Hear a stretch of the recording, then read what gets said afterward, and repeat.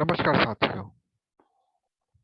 आज आपके सामने मैं एक गंभीर विषय को लेकर आया हूं, जिसका पता जिसके बारे में पूर्ण जानकारी आपको होनी अत्यंत आवश्यक है।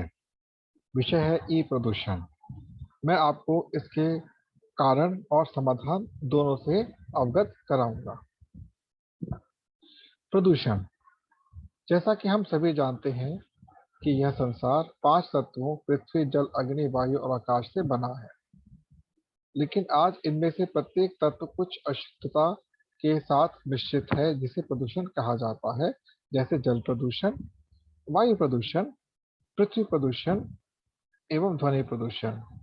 इन सब में से एक नई पीढ़ी का प्रदूषण से हम सबका आज सामना हो रहा है, जिसके हम लोग ई प्रदूषण कहते हैं, जिसको हम सामान्य भाषा में रेडिएशन अथवा विकिरण भी कहते हैं।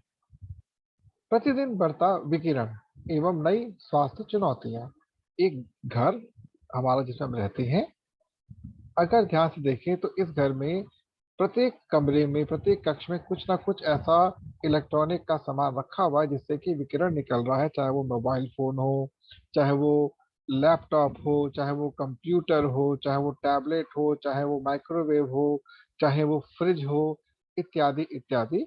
इसके अतिरिक्त घर के बाहर जो आपकी हाई टेंशन वायर जा रही हैं, उनसे भी विकिरण निकलता है। साथ ही मोबाइल फोन जो हम लोग उपयोग करते हैं, उसके टावर से भी विकिरण निकलता है। कार्यालय में विकिरण के विभिन्न उपकरणों का प्रभाव, जिसको हम लोग इलेक्ट्रोस्मॉग के नाम से जानते हैं। लगभग 100% लोग सीधे प्रभावित होते हैं अपने कार्यालय के अंदर, क्योंकि वहां पर हर व्यक्ति मोबाइल लेकर चल रहा होता है, वाईफाई नेटवर्क चल रहा होता है, सर्वर काम कर रहे होते हैं, बहुत सारी चीजें जो कि प्रतिपल विकिरण के प्रभाव में रहती है, जिसका सीधा प्रभाव व्यक्ति पर पड़ता है। वाईफाई कनेक्शन घर के बाहर उपलब्ध होता है, जिसका पता हमें उस समय चलता है जिस समय हम अपने मोबाइल का वाईफाई उपयोग करते हैं। ये सिग्नल है, देखिए आपके सामने, जो हमारे पड़ोस और आसपास से आ रहे हैं, जहां से अपने स्वयं के वाईफाई नेटवर्क का उपयोग कर रहे हैं। कल्पना कीजिए कि हम ऐसे वातावरण में रह रहे हैं जहां हम अपने चारों ओर बहुत अधिक विकिरणों से घिरे हुए हैं। इलेक्ट्रोस्मॉग जैसे हम बात कर रहे हैं, संचार उपकरण जिनसे वाईफाई उत्सर्जित होता है। पहला है मोबाइल टावर, दूसरा है मोबाइल फोन और कंप्यूटर, तीसरा है वाईफाई राउटर, तीसरा है चौथा बूस्टर है, और पांचवा है हाई टेंशन वायर्स। अगर किरणें दिखाई देती तो आपको आपका शहर कैसा दिखता, ये देखिए। एक ऐसी स्थिति जिसको कल्पना भी नहीं की जा सकती। जिसकी वाईफाई उपकरणों से अत्यधिक जोखिम के हानिकारक प्रभाव क्या होते हैं? अल्पकालीन प्रभाव, सबसे पहला है स्मरण शक्ति में क्षति, दूसरा है चिड़चिड़ाहट, तीसरा है सिर में दर्द, चौथा है नींद का विकार। अब दीर्घकालीन प्रभाव देखते हैं। ये तो छोटे समय में आपको पता लग गया ये विकार अपने अंदर आ रहे हैं, मतलब प्रभावित हैं, पहले से प्रभावित हैं। दीर्घकालीन में सबसे पहला क्या है? हृदय जोखिम में वृद्धि, दूसरा है जन्म दोष, तीसरा है ब्रेन ट्यूमर और कैंसर, चौथा है कम शुक्राणुओं की संख्या। इसके कारण आज अधिकतर माता पिता जो है वो अपने संतान प्राप्ति के लिए संघर्ष कर रहे हैं, एवं यदि संतान उनकी हो भी रही है तो वो कमजोर अथवा विकृत पैदा हो रही है। यह एक बहुत बड़ी समस्या विश्व में लोगों को प्रभावित कर रही है। वयस्कों की तुलना में मोबाइल विकिरण बच्चों के लिए अधिक हानिकारक है। जानिए कैसे। मोबाइल से विद्युत चुंबकीय विकिरण विशेष रूप से छोटे और बढ़ते बच्चों के स्वास्थ्य पर प्रतिकूल प्रभाव डाल सकता है। 5 साल एवं उससे कम बच्चों पर इसका प्रभाव सबसे अधिक होता है। 10 साल और उससे छोटे बच्चों में कुछ विकार कम होता है, छोटे बच्चों के मुकाबले और वयस्कों में काफी कम होता है। मनुष्यों के बीच विद्युत चुंबकीय विकिरण अवशोषण का ये एक बहुत अच्छा उदाहरण है। यह साबित करने में 150 से अधिक वर्षों का समय लगा कि तंबाकू धूम्रपान स्वास्थ्य के लिए हानिकारक है। क्या हम विकिरणों के हानिकारक प्रभावों की तुलना में अधिक अनुकूल डेटा की प्रतीक्षा कर रहे हैं? मित्रों, इलेक्ट्रॉनिक स्मॉग बच्चों और युवा वयस्कों से के लिए क्या कर सकता है, आप ये देखिए। ये हमारे नवजात बच्चे, छोटे छोटे बच्चे हमारे हैं।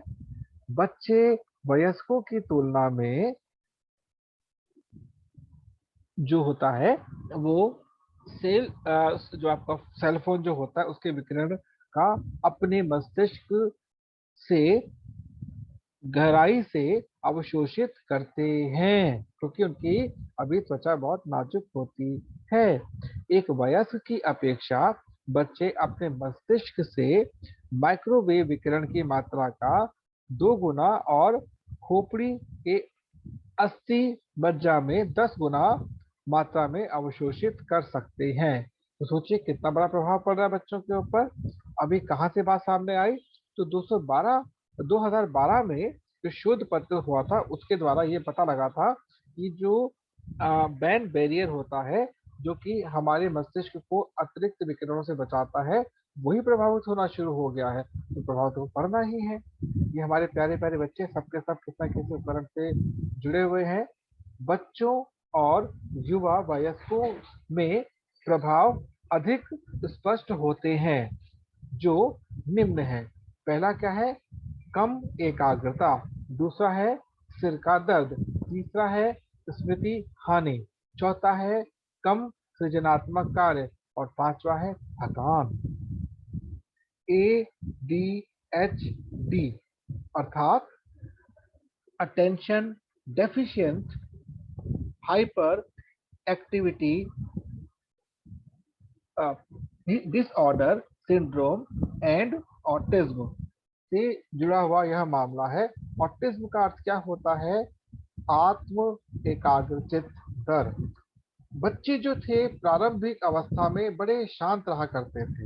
उनको जिस दिशा में लेकर जाया जाता था वो बड़े इत्मीनान से चले जाते थे, परंतु आज इसकी अत्यंत मात्रा में कमी आ चुकी है, जिसको हम ऑटिज्म कहते हैं।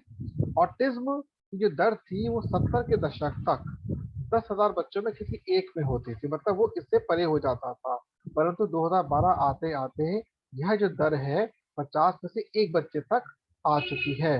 कितना भयानक तरीके से अपना प्रभाव दिखा रहा है। यह ग्राफ आपके सामने है जो प्रदर्शित कर रहा है कि आत्म केंद्रित दर में घातीय वृद्धि वायरलेस विकिरणों में घातीय वृद्धि के ठीक पीछे होती है। मतलब कि आपके जो बच्चों के प्रभाव पड़ रहा है वो बिल्कुल साथ साथ चल रहा है उस घातीय वृद्धि के, जिससे कि विकिरण पैदा हो रहे हैं। DMR एक्सपोजर और ऑटिज्म पर शोध शीर्ष चिकित्सा विशेषज्ञ द्वारा यह चीज बताई गई है। अब माँ के बिस्तर में RF माइक्रोवेव विकिरण एक्सपोजर अर्थात जो जो औरत गर्भवती होती है उसके साथ प्रभाव क्या पड़ता है। तो इस डाटा के माध्यम से आप देख सकते हैं कि जिन माताओं में न्यूरोलॉजिकल रूप से विकलांगता बच्चों को जन्म दिया है उनके सोने के क्षेत्र वायरलेस विकिरण के उच्च स्तर के संपर्क में थे। यह घर में वाईफाई राउटर के परिणाम स्वरूप हो सकता है। Wifi devices, DECT, wireless phone, wireless baby monitor या कई अन्य स्रोत इसके मेन स्रोत हो सकते हैं। वायरलेस अनावश्यक और सुरक्षित तकनीक के साथ दोहराया जा सकता है। हम में से बहुत से लोग अभी तक नहीं जानते कि हमें दिखाया गया है कि विकिरण का स्तर कितना ऊंचा है और हम इसके बारे में क्या कर सकते हैं, ये पता ही नहीं हमको। ठीक है, अब आगे चलते हैं। हमारे सामने दो विषय आते हैं। एक विषय आपके सामने देखिए, दूसरा विषय ये है। पहला विषय, अगर ये विषय हमारी दृष्टि में त्रुटिपूर्ण है, गलत है, असंवैधानिक भी कह सकते हैं, तो यह क्यों होगा? क्योंकि हमें जानकारी नहीं है, सूचना नहीं है। क्या विकिरण वास्तव में मायने रखता है? तो इसके लिए 31 मई 2011 को डब्ल्यूएचओ में इसके विषय में अत्यंत गंभीरता से विचार किया गया, और 11 मई 2015 को लगभग 39 देशों के 190 वैज्ञानिकों ने संयुक्त मिलकर 2000 से अधिक शोध पत्रों में इसके विषय में जानकारी दी है। देश जो प्रतिबंधित, जिन्होंने इसको किया हुआ है या सीमित करके इसका उपयोग कर रहे हैं, उसमें कौन कौन से हैं? France, Canada, Israel, Italy, Belgium और स्पेन। ये वो देश है जिन्होंने अपने स्तर पर किसी न किसी रूप में मोबाइल फोन के उपयोग अथवा वाईफाई के उपयोग पे पाबंदियां लगा रखी हैं, जिससे कि उनकी आने वाली जनरेशन एवं लोग सुरक्षित रह सकें। क्या आपको पता है, शायद ना पता हो क्या, कि जब आप मोबाइल फोन का उपयोग करते हैं तो आपको कौन कौन सी सावधानियां रखनी चाहिए? पहला, जो अनुशासित टॉक टाइम है वो कितना है? केवल और केवल 6 मिनट का, इससे अधिक नहीं होना चाहिए 1 घंटे के अंदर। दूसरा, बात करते समय आप ईयरफोन का उपयोग करें, सीधे फोन को अपने कान से ना लगाएं। तीसरा, बात बात कम करें और लेखन अथवा टेक्स्ट मैसेजेस ज्यादा उपयोग करें। और अंतिम क्या है कि 5 से 15 मिलीमीटर की दूर रखना चाहिए अपने मोबाइल फोन को, ताकि उसके विकिरण का प्रभाव आपकी त्वचा पे कम से कम हो सके। सेल फोन मैनुअल में चेतावनी जो दी होती है, ये आपके दो मैनुअल आपके सामने हैं। ठीक है, आगे चलते हैं हम लोग। अब समाधान क्या है? देखिए, हम मैंने आपको ये तो बता दिया कि आपका जो मोबाइल फोन है वो कितना आपके लिए खतरनाक है, मेन रेडिएशन कितनी खतरनाक आपके लिए है। तो इसका एक बहुत ही सरल समाधान आपके सामने ये है। यदि आप कुछ नहीं कर सकते हैं तो जिस समय आप मोबाइल फोन को अपने पास रख रहे हैं उस समय उसके डेटा को आप ऑफ कर दें। इससे क्या होगा, कम से कम आपका उस समय मोबाइल फोन विकिरण से मुक्त रहेगा और अपना प्रभाव अति कम आपके शरीर पर डालेगा। ठीक है, परंतु आज की तारीख में यह संभव लगभग ना के बराबर है, क्योंकि हमको इस प्रकार की आदत पड़ चुकी है कि हम उसको हमेशा डेटा के साथ जुड़े, इंटरनेट से जुड़े रखें। इसके समाधान के लिए हम आपको जिस उपकरण के बारे में बताना चाहते हैं उसका नाम है एनवायरमेंटो ग्लोब। यह एक अनूठा पुरस्कार विजेता उत्पाद है जो सिग्नल की शक्ति का कनेक्टिविटी से समझौता किए बिना आपको और आपके परिवार को विद्युत चुंबकीय विकिरण के दुष्प्रभावों से बचाता है। यह 300 से 350 वर्ग फुट के क्षेत्र को सुरक्षा कवच में रखता है, लगभग 10 फीट के त्रिज्या वाला। अब एनवायरनमेंट ग्लोब कार्य कैसे करता है? तो विकिरण के बाहरी स्रोतों को, जिसमें मोबाइल टावर, राउटर, बूस्टर आदि आते हैं, की सुरक्षा के लिए एनवायरमेंटो ग्लोब हमको यूज करते हैं। ये हमारा एनवायरमेंटो ग्लोब है। अब हम कैसे इस पर विश्वास करें? इसके लिए हमने इसका परीक्षण किया, प्रमाणित किया। किसने? मैक्स ने, सीई ने, डीबी ने, सिंगापुर ग्रीन बिल्डिंग ने किया, और दिल्ली के प्रख्यात एम्स ने इस पे परीक्षण किया, प्रमाण दिया। अब इसके ऊपर कुछ शोध पत्र लिखे गए हैं। कहाँ पर? एमआईटी में किया गया है, दूसरा जर्मन ऑफ बायोमेडिकल में किया गया, और डेनमार्क में इसका शोध किया गया है। और समाधान द्वारा मान्यता कहाँ पे मिली हुई है इसको? स्वास्थ्य स्वस्थ भवनों के लिए भारतीय हरित भवन परिषद ने इसको मानक माना है। ये कुछ आपके सामने उन संस्थानों के नाम है। अब राष्ट्रीय और अंतर्राष्ट्रीय निकायों के प्रमाण पत्र आपके सामने हैं, जो कि इसको सिद्ध करते हैं कि एक अच्छा उत्पाद है। समाधान के पीछे की प्रौद्योगिकी, लेकिन एक सामान्य व्यक्ति होने के नाते आपको यह पता होना चाहिए कि इसके पीछे की प्रौद्योगिकी अथवा तकनीक क्या है। पर्यावरण विज्ञान विकिरणों की प्रकृति को बदल देता है। कैसे? जो कुछ प्राकृतिक तत्व ऐसे होते हैं जो कि विकिरणों से भी लड़ने में सक्षम होता है, जिससे यह मनुष्यों के लिए गैर प्रभावी हो जाता है। ये उपकरण है, ये एक मानव है, आपके सामने दोनों है। अब विकिरण से जो तरंगे निकलती हैं वो कुछ इस प्रकार की होती है, जिसको हम लोग सामान्य तौर पर कांस्टेंट वेव या लगातार तरंगे कहते हैं। जब हम अपना ग्लोब इस्तेमाल करते हैं तो ये उन विकिरणों को किस में कन्वर्ट करता है? रैंडम वेव, जो कि इस प्रकार की होती है। यदि आपने कभी किसी व्यक्ति की ईसीजी की रिपोर्ट देखी हो, ईसीजी का, उसमें इसी प्रकार तरंगे आपको दिखती हैं। अब इससे क्या होता है कि मानव के ऊपर आने का इन पर कोई प्रभाव नहीं पड़ता। विद्युत चुंबकीय विकिरण को कम, विक्षेपित, शोल्ड नहीं किया जाता, मतलब इनको रोका नहीं जाता है, अन्यथा आपके उपकरण काम करना बंद कर देंगे। अर्थात आपके उपकरण बिना किसी बाधा के वही कार्य करेंगे जो पहले कर रहे थे, पर उसका प्रभाव आपके जीवन पर नहीं पड़ेगा। अब एनवायरमेंटल ग्लोब, जैसे बताया कि प्राकृतिक तत्वों से इसको बनाया गया है, तो इसके साथ आपको कोई भी किसी प्रकार का हानि नहीं हो सकती। इसके द्वारा उत्सर्जित हानिकारक विकिरण हमें निम्न से बचाता है। क्या होता है जी?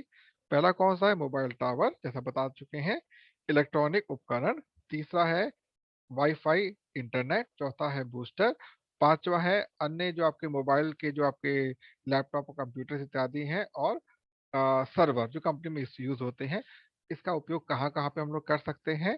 तो हम अपने शयन कक्ष में कर सकते हैं, बैठक कक्ष में कर सकते हैं, अध्ययन कक्ष में कर सकते हैं, अपने कार्यालय में कर सकते हैं, अपनी कार में कर सकते हैं, और किसी भी होटल के रूम में भी रख के उपयोग किया जा सकता है। अब एनवायरमेंटल ग्लोब जो है, स्वस्थ घरों और कार्यालयों के लिए विकिरण सुरक्षा का समाधान है। यह ईएमआर की को शुद्ध करने में मदद करता है, इन सब से जो निकल रही हैं। इसके लिए इसका इस्तेमाल करें, किसके लिए? इन सब में इसका हम इस्तेमाल कर सकते हैं, जैसा बताया मैंने भी आपको। और इस्तेमाल करें कैसे? तो विकिरण अनुकूल बनाने के लिए अप्लाई, इसको हम अप्लाई करते हैं एनवायरमेंटल ग्लोब को।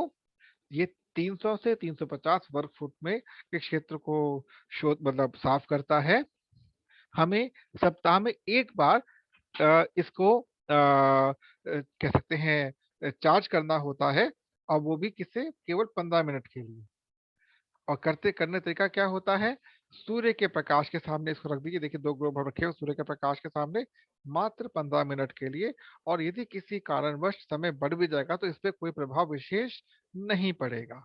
दूसरा, कृत्रिम तरीके से मान लीजिए आपके घर में सूर्य का प्रकाश उपयुक्त मात्रा में नहीं आ रहा है, तो आप किसी भी लैंप के नीचे 2 फुट के दायरे के अंदर इसको रखिए 15 मिनट के लिए, ये वहां पर भी चार्ज हो जाता है। ये 2 तरीके आपको दिखा रखे हैं। अब हमारा एक नारा है आपके लिए, वो क्या है? विकिरण से अपने निवास को दूर भगाएं, एक स्वस्थ जीवन पाएं, साथ में धन भी कमाएं। अब आप सोचिए, धन की बात मैंने क्यों की? क्योंकि यह एक ही बार खरीदा जाता है एवं इसकी कोई भी समाप्ति समय अवधि नहीं है। केवल एक बार क्रय करें एवं सदैव के लिए विकिरण मुक्त जीवन को प्राप्त करें। यह वास्तव में आपके स्वस्थ जीवन के लिए एक उत्तम निवेश है। धन्यवाद। यदि आप यह उपकरण प्राप्त करना चाहते हैं तो कृपया इस नंबर पर अपना संदेश व्हाट्सएप भेज सकते हैं। आपके प्रत्येक प्रश्न का स्वागत है।